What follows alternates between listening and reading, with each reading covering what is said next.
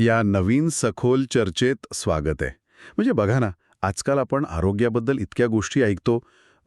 TV लावला किंवा इंटरनेटवर पाहिलं की सतत सल्ले चालू असतात. हो, अगदी. माहितीचा महापूरच आलाय सगळीकडे. नेमकं दिवसातून किमान 4-5 लिटर पाणी प्या, भरपूर कच्चे सॅलड खा किंवा मग ते ग्रीन ज्यूस प्या. आणि ते रोज 10,000 पावले चाला हे तर आहेच. खरंय. आणि ह्या सगळ्या इन्फॉर्मेशन ओव्हरलोडमध्ये नक्की काय फॉलो करावं यावर लोकांचा खूप गोंधळ उडतो. पण आजची आपली ही जी सखोल चर्चा आहे ना, ती या सर्व आधुनिक समजुतींना पूर्णपणे धक्का देणारी ठरणार आहे. नक्कीच. कारण आज आपण अशा एका स्रोताचा सविस्तर आढावा घेणार आहोत, जो या सगळ्या प्रचलित हेल्थ ट्रेंड्सच्या अगदी विरुद्ध बोलतो. आणि तरीही तो प्रचंड यशस्वी ठरलाय. तर या स्रोताबद्दल थोडंसं सांगाल? हो. तर आजचा आपला मुख्य स्रोत आहे पथ्य.pdf नावाचा एक अत्यंत रंजक दस्तऐवज. यावर आरोग्यम आयुर्वेद क्लिनिक विशेष सामान्य पथ्य असा स्पष्ट उल्लेख आहे. हे सर्व नियम डॉक्टर सागर दादासाहेब कड यांनी संकलित केले आहेत. त्यांचे क्लिनिक गोकुळ कॉलनी, राहुरी, जिल्हा अहिल्यानगर येथे आहे. आणि आपण यावर आज का चर्चा करत आहोत हे सांगणं खूप महत्वाचं आहे. कारण हे काही नुसते IQ सल्ले नाहीत. मुळीच नाही. यामागे आयुर्वेद, पंचकर्माचा 15 वर्षांहून अधिक काळाचा अनुभव आहे. आणि सर्वात महत्त्वाची गोष्ट म्हणजे 25,000हून अधिक रुग्णांवर यशस्वी उपचार केल्याचा हा भक्कम आधार आहे. अगदी बरोबर. जेव्हा एखादी गोष्ट 15 वर्षांच्या अनुभवातून आणि हजारो रुग्णांच्या निरीक्षणातून समोर येते, तेव्हा त्याकडे केवळ एक जुनाट विचार म्हणून दुर्लक्ष करता येत नाही. हो, आणि म्हणूनच आजच्या या चर्चेचा उद्देश खूप स्पष्ट आहे. आपण या विशेष सामान्य पथ्यांचा अभ्यास करणार आहोत. आरोग्याबाबत एक अत्यंत वेगळा आणि पारंपरिक दृष्टिकोन समजून घेणार आहोत, ज्याची आज खूप गरज आहे. खरं सांगायचं तर हे नियम वाचताना मला स्वतःला एकामागून एक धक्के बसत होते. आपण आजवर ज्या गोष्टी अतिशय हेल्दी मानत आलो आहोत ना, त्यातील बऱ्याचशा गोष्टी इथे थेट टाळायला सांगितल्या आहेत. आणि तोच तर या चर्चेचा मुख्य गाभा आहे. त्यामागील ही ज्ञान समजून घेणं गरजेचं आहे. ठीक आहे, आपण याचा थोडा सविस्तर विचार करूया. सर्वात आधी पाण्याच्या नियमांबद्दल बोलूया. हो, तो सर्वांत मोठा गैरसमज आहे सध्या. म्हणजे सध्या सगळीकडे पाण्याचं टार्गेट पूर्ण करा असा आग्रह असतो. लोकांच्या मोबाईलमध्ये पाणी पिण्याची आठवण करून देणारे ॲप्स असतात. दर तासाला अलार्म वाजतो. हो, अलार्म वाजला की लोक बाटलीभर पाणी पितात. पण डॉक्टरकडे यांचा पहिलाच नियम सांगतो की तहान असेल तेवढेच पाणी प्यावे. जास्त पाणी पिणे चुकीचे आहे. हे वाचून सुरुवातीला थोडं विचित्र वाटतं, कारण आपल्याला तर सतत हायड्रेटेड राहण्याचा सल्ला दिला जातो ना. यातली सर्वात रंजक गोष्ट म्हणजे हा नियम थेट आपल्या पचनसंस्थेच्या मूलभूत कार्यावर बोट ठेवतो. आयुर्वेदात पचनसंस्थेला एका अग्नीच्या स्वरूपात पाहिलं जातं, ज्याला आपण जठराग्नी म्हणतो. अगदी तेच. आपण खाल्लेलं अन्न पचवण्याचं काम हा अग्नी करत असतो. आता एक साधं उदाहरण घेऊया. समजा एका चुलीत लाकडे पेटवली आहेत, अग्नी छान प्रज्वलित आहे, आणि त्यावर आपण विनाकारण सारखं पाणी ओतत राहिलो तर काय होईल? तर साहजिकच तो अग्नी विझून जाईल आणि ती लाकडं नुसतीच धूर करत बसतील. नेमकं शरीराचंही तसंच आहे. शरीरात तहान नसताना केवळ ॲपने सांगितलं म्हणून किंवा लिटरचं टार्गेट पूर्ण करायचं म्हणून अतिरिक्त पाणी प्यायलाच हा पचनाचा अग्नी विझू शकतो. अच्छा, म्हणजे पचनाचे जे पाचक रस असतात ते पाण्यामुळे पातळ होतात का? हो, ते अतिप्रमाणात पातळ होतात तेव्हा अन्न नीट पचत नाही. ते अक्षरशः पोटात सडतं आणि इथूनच ॲसिडिटी, गॅसेस आणि अपचनाचे आजार सुरू होतात. बापरे, हे उदाहरण खूपच विचार करायला लावणारे आहे. म्हणजे विनाकारण शरीराला पाण्याची सक्ती करणं हे फायद्यापेक्षा जास्त नुकसान करणारे ठरू शकतं. नक्कीच. पण मग पाणी पिण्याबाबत काहीच नियम नाहीत का? तर तसं नाहीये. या दस्तऐवजात पाणी कसं आणि केव्हा प्यावं यावर स्पष्ट निर्देश आहेत. हो, 22वा नियम सांगतो त्याबद्दल. बरोबर, 22व्या नियमात सांगितलंय की सकाळी उठल्यावर उपाशी पोटी कोमट पाणी फक्त 1 ग्लासभर प्यावे. आणि दुसऱ्या नियमानुसार जेवताना मध्ये मध्ये पाणी प्यावं आणि ते पाणी कोमट असावे. इथे कोमट पाण्याचा इतका आग्रह का असावा? कारण थंड पाणी पचनाचा वेग मंदावतं. आपण जेव्हा जेवताना फ्रीजमधलं थंड पाणी पितो तेव्हा पोटातील रक्तवाहिन्या आकुंचन पावतात. अच्छा, म्हणजे पचनाला रक्तपुरवठा कमी होतो. बरोबर.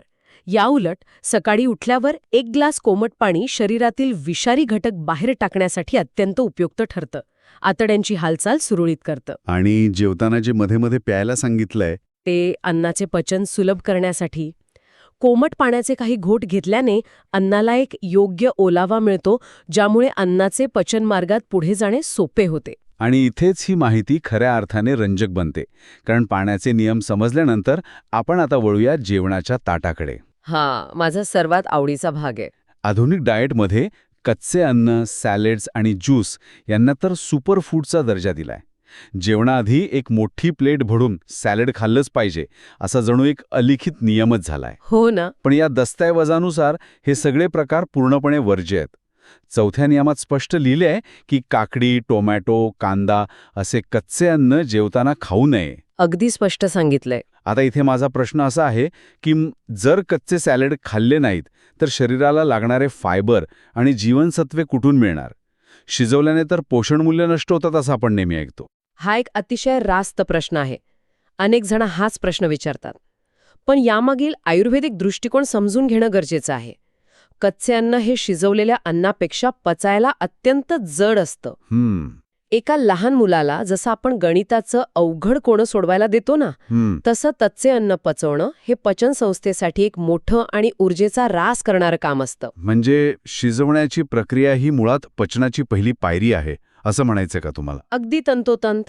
जेव्हा आपण अन्न शिजवतो तेव्हा ते मऊ होतं आणि शरीराला त्यातील पोषणमूल्य शोषून घेणं अधिक सोपे जाते. म्हणजे शिजवलेलं अन्न हे आधीच अर्ध पचलेलं असल्यासारखं असतं, त्यामुळे पोटाला कमी कष्ट पडतात. होय.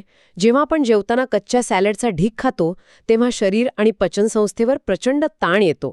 शिवाय कच्च्या भाज्यांमध्ये वात वाढवणारे गुणधर्म असतात. अच्छा. त्यामुळे शिजवलेल्या, मऊ आणि पचायला हलक्या अन्नाला इथे प्राधान्य दिले आहे. आणि राहिला प्रश्न जीवनसत्वांचा, तर योग्य पद्धतीने शिजवलेल्या फळभाज्यांमधून शरीराला पुरेसे पोषण मिळतेच आणि मुख्य म्हणजे ते अंगीही लागते. हे खरंच लॉजिकल वाटतंय. इतकंच नाही तर 12व्या नियमात ज्यूस आणि शेक्सबद्दलचा उल्लेख आहे. दूध घालून केलेला ज्यूस, सॅलेड, केळीचं शिकरण, बदाम शेक, मिल्कशेक बंद करावा. हो, हे सगळं बंद करायला सांगितलंय. मला वाटतं आजकाल घराघरात लहान मुलांना हेल्दी म्हणून हेच पदार्थ दिले जातात. नाश्त्याला केळीचं शिकरण किंवा मिल्कशेक तर अनेकांचा आवडता प्रकार आहे. मुळात आयुर्वेदानुसार दुधासोबत फळे एकत्र करणे, विशेषतः आंबट फळे किंवा केळी एकत्र करणे, हे विरुद्ध अन्न मानले जाते. विरुद्ध अन्न? हो. दुधाचा गुणधर्म थंड आणि मधुर आहे, तर फळांचा जसं की केळीचा पचनानंतरचा प्रभाव वेगळा असतो. जेव्हा हे दोन वेगवेगळ्या गुणधर्मांचे पदार्थ एकत्र केले जातात तेव्हा पोटातील अग्नी गोंधळून जातो. म्हणजे हे अगदी पेट्रोलच्या गाडीत डिझेल टाकल्यासारखं झालं. अगदी तसंच. यामुळे शरीरात विषारी घटक तयार होतात, ज्याला आयुर्वेदात आम म्हणतात. हे आम पुढे जाऊन त्वचेचे आजार, ॲलर्जी आणि पचनाचे गंभीर विकार निर्माण करते. बापरे. म्हणजे जे दिसायला किंवा चवीला आकर्षक वाटतं तेच मुळात आजारांचं मूळ असू शकतं. होय, ते शरीरासाठी हानिकारक आहेत. आणि सर्वांत आश्चर्याची गोष्ट म्हणजे तिसरा नियम. हिरव्या पालेभाज्या, मेथी, पालक, करडई, शेपू, आंबाडी कमी खाव्यात. आपण तर लहानपणापासून ऐकतो की पालेभाज्या भरपूर खा, पण इथे त्या कमी खाण्यास सांगितल्या आहेत. असं कसं काय? यामागेही अतिशय व्यावहारिक कारण आहे. पालेभाज्यांमध्ये तंतुमय पदार्थ म्हणजे फायबर खूप जास्त असतं आणि बहुतेक पालेभाज्या या निसर्गतः वात वाढवणाऱ्या आणि पचायला जड असतात. अच्छा. जर रोज किंवा एकाच जेवणात खूप जास्त प्रमाणात पालेभाज्या खाल्ल्या तर पचन संस्थेला त्या फोडून पचवणे अवघड जाते. यामुळे आतड्यांमध्ये गॅस तयार होतो, पोट फुगतं. आणि मला वाटतं शौचाला साफ न होण्याची समस्या ही यामुळेच निर्माण होत असावी. अगदी बरोबर. त्यामुळे पालेभाज्या खाव्यात, पण त्या मोजक्याच आणि कमी प्रमाणात खाण्याचा हा अतिशय योग्य सल्ला आहे. बरं, आता आपण जेवणाच्या वेळा आणि नाश्त्याच्या मुद्द्याकडे येऊया. दिवसाची सुरुवातच आपण एका हेवी नाश्त्याने करतो. हो, तो तर आता ट्रेंडच झालाय. पण 9व्या नियमात स्पष्ट सांगितलंय की सकाळचा नाश्ता बंद करावा आणि जर खूपच सवय असेल तर जेवणाची पोळी चालेल. हे वाचून तर अनेकांना धक्काच बसेल, कारण breakfast is the most important meal of the day असं सतत बिंबवलं गेलंय आपल्यावर. नाश्ता बंद करणे हा नियम ऐकून धक्का बसणे साहजिक आहे, पण जर आपण 10व्या नियमाकडे पाहिलं तर तिथे जेवणाच्या ठराविक वेळा दिल्या आहेत. हो, सकाळी 10 ते 12च्या मध्ये आणि रात्री 7 ते 9च्या मध्ये जेवण करावे. म्हणजे दिवसातून 2च वेळा मुख्य जेवण करावे. पूर्वीच्या काळी शेतात काम करणारी माणसं सकाळी 9-10 वाजता थेट जेवणच करून जायची. बरोबर. वारंवार खाण्याने पचनसंस्थेला सतत काम करावं लागतं. तिला विश्रांती मिळत नाही. हो, आणि याच संदर्भात 11वा नियम उपवासाबद्दल बोलतो. आजकाल उपवासाचे विविध फॅड आले आहेत. कधी इंटरमिटेंट फास्टिंग तर कधी आणखी काही. हो, खूप प्रकार आहेत. पण हा दस्तावेज स्पष्ट सांगतो की उपवास बंद करावेत. साबुदाणा, वेफर्स आणि इतर उपवासाचे पदार्थ वर्ज्य करावेत. बटाटासुद्धा वर्ज्य करावा. महाराष्ट्रात तर उपवास म्हणजे साबुदाण्याची खिचडी आणि बटाट्याचा चिवडा हे समीकरणच आहे. जर आपण याला व्यापक दृष्टिकोनातून पाहिलं तर हे नियम शरीराला एका विशिष्ट बायोलॉजिकल क्लॉकमध्ये आणण्याचं काम करतात. दिवसातून 2 वेळा ठराविक वेळेत जेवल्यास शरीराला पचनासाठी आणि विश्रांतीसाठी पुरेसा वेळ मिळतो. आणि उपवासाच्या दिवशी जे आपण खातो, उपवासाच्या नावाखाली आपण साबुदाणा, शेंगदाणे, बटाटा यांसारखे पचायला अत्यंत जड आणि चिकट पदार्थ खातो.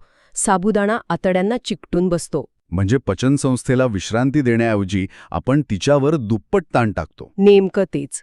म्हणूनच अशा प्रकारचे उपवास आणि उपवासाचे पदार्थ थेट बंद करायला सांगितले आहेत. हे अगदी खरंय. लोक उपवासाच्या दिवशी एरवीपेक्षा जास्त कॅलरीज खातात. हो ना?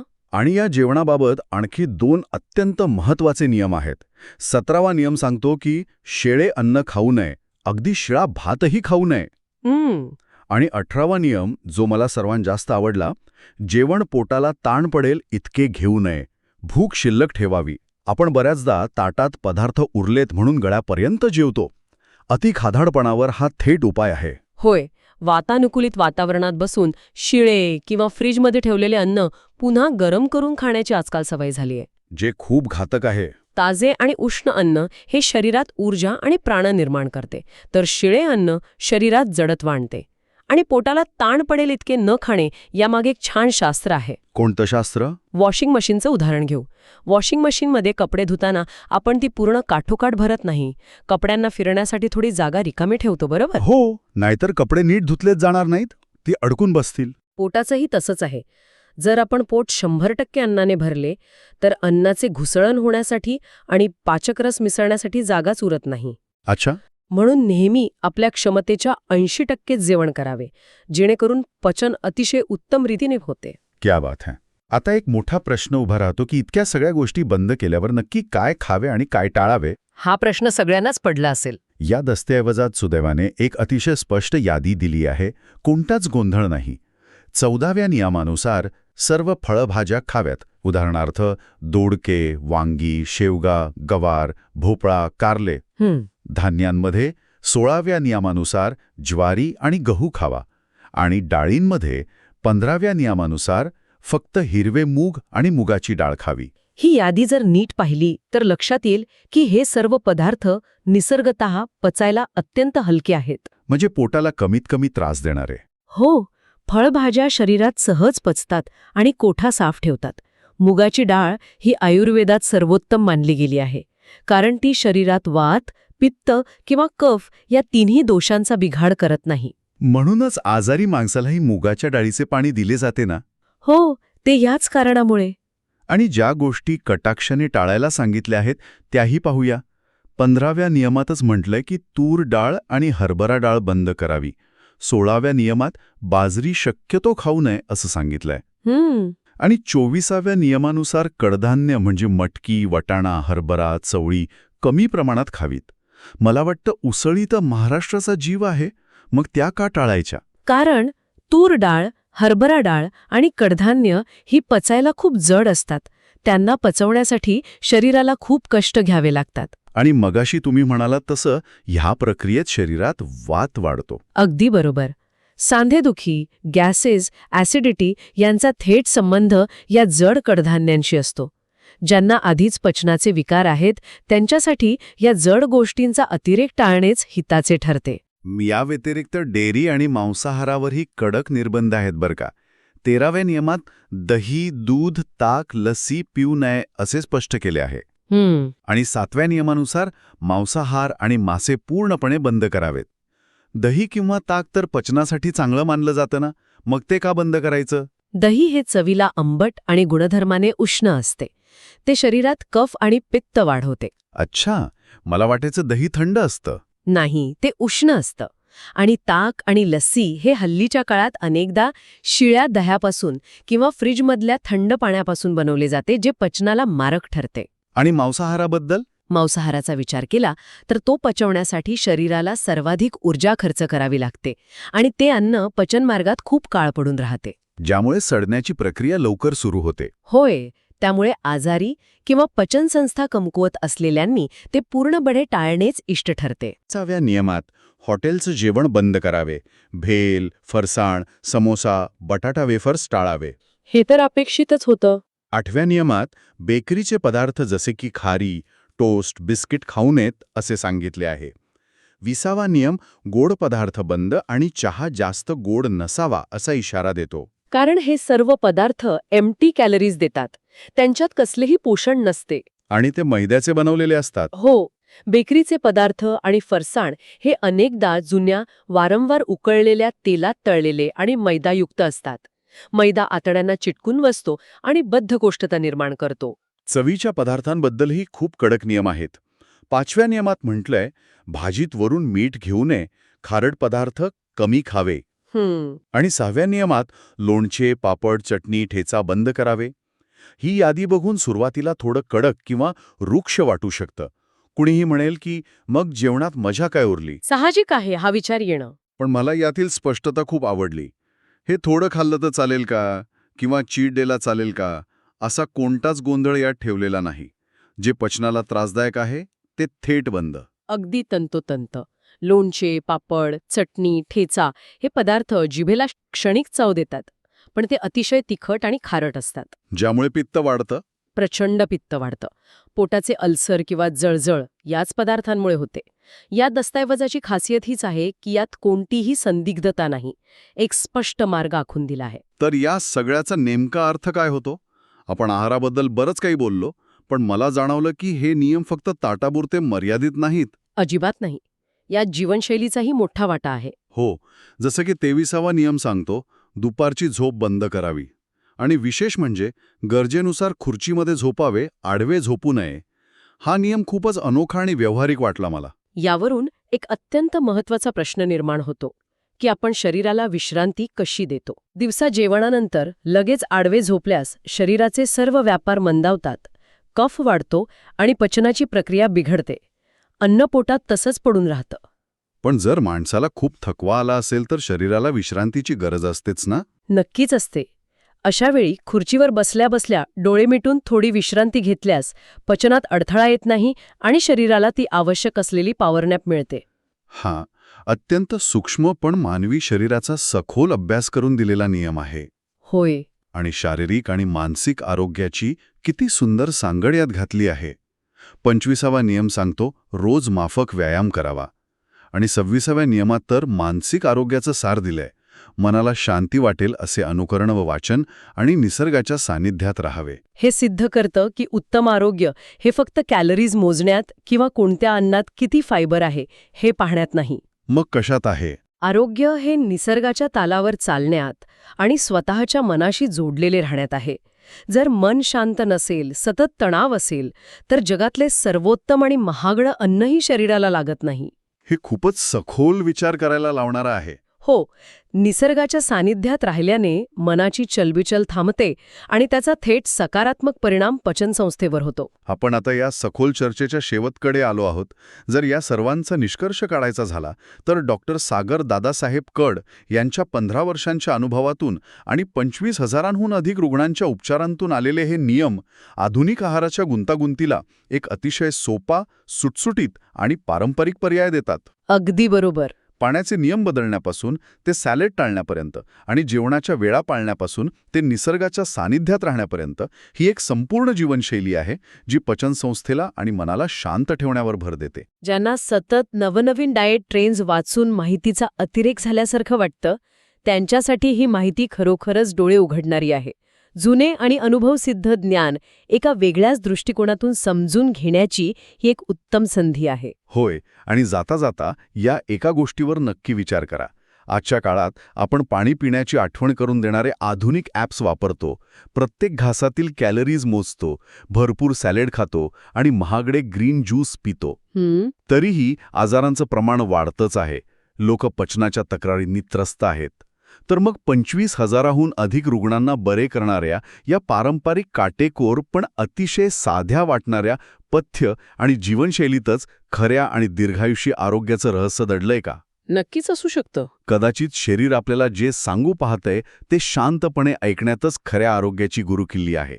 यावर नक्की मनन करा. आजच्या या सखोल चर्चेत सामील झाल्याबद्दल धन्यवाद. आपण लवकरच भेटूया अशाच एका नवीन आणि विचार करायला लावणाऱ्या विषयासह.